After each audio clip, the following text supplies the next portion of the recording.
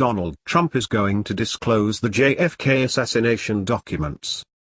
President Trump announced Saturday morning that he planned to release the tens of thousands of never-before-seen documents left in the files related to President John F. Kennedy's assassination, held by the National Archives and Records Administration.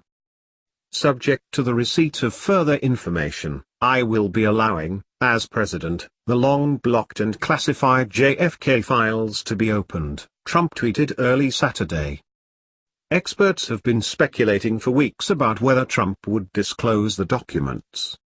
The 1992 Kennedy Assassination Records Collection Act required that the millions of pages, many of them contained in CIA and FBI documents, be published in 25 years, by Thursday.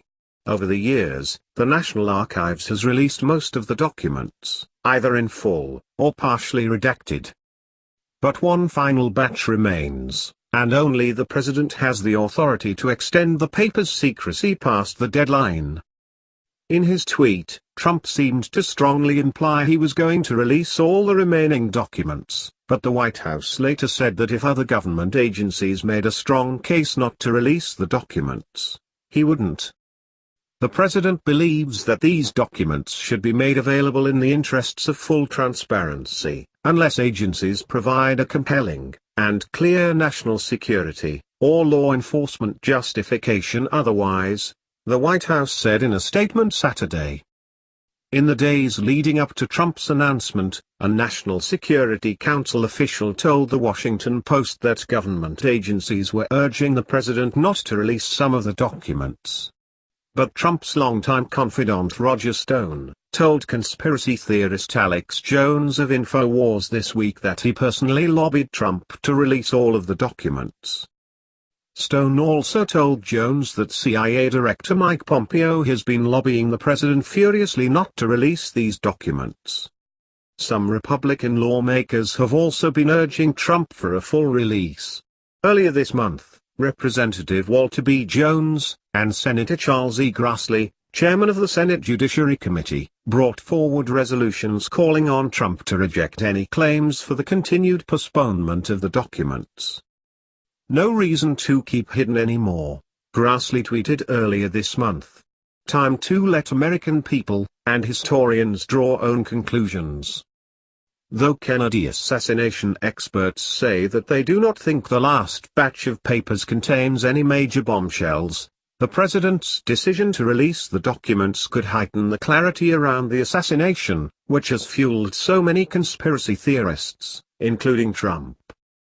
In May 2016, while on the presidential campaign trail, Trump gave an interview to Fox News strongly accusing the father of GOP primary opponent Senator Ted Cruz of consorting with Kennedy assassin Lee Harvey Oswald right before the shooting. Some Kennedy assassination researchers think that the trove could shed light on a key question that President Lyndon B. Johnson tried to unsuccessfully put to rest in 1963. Did Oswald act alone, or was he aided or propelled by a foreign government? The records are also said to include details on Oswald's activities while he was traveling in Mexico City in late September 1963, and courting Cuban and Soviet spies, as well as the CIA's personality profiles written of Oswald after the assassination. But some experts fear the history that may be lost forever in unreadable documents in the trove. One listed as unintelligible is a secret communication from the CIA to the Office of Naval Intelligence about Oswald in October 1963. Weeks before the assassination, Oswald had been honorably discharged from the Marine Corps in 1959, but it was later changed to a dishonorable discharge. He was outraged, and made threats late in 1963 when he learned the military had rejected his appeal of its decision. Phil Shannon, who wrote a book about the Warren Commission, the congressional body that investigated Kennedy's killing, said he was pleased with Trump's decision to release the documents. But he wonders to what degree the papers will ultimately be released. It's great news that the president is focused on this and that he's trying to demonstrate transparency. But the question remains whether he will open the library in full, Every word in every document, as the law requires, Shannon said. And my understanding is that he won't without infuriating people at the CIA, and elsewhere who are determined to keep at least some of the information secret, especially in documents created in the 1990s. There are about 3,100 previously unreleased files that hold tens of thousands of pages of new material. The National Archives also has another 30,000 pages with information that has been disclosed before, but only partially, and with redactions. Jefferson Morley, a former Post reporter who has studied the Kennedy assassination records for years, said that the last tranche of material is also intriguing because it contains files on senior CIA officials from the 1960s. Officers well aware of Oswald's activities in the days before the assassination. He specifically pointed to the files of former CIA officers William K. Harvey and David Phillips. Morley said Harvey led the agency's assassinations operations, and feuded constantly with Kennedy's brother, Robert F. Kennedy, over the administration's crisis with Cuba.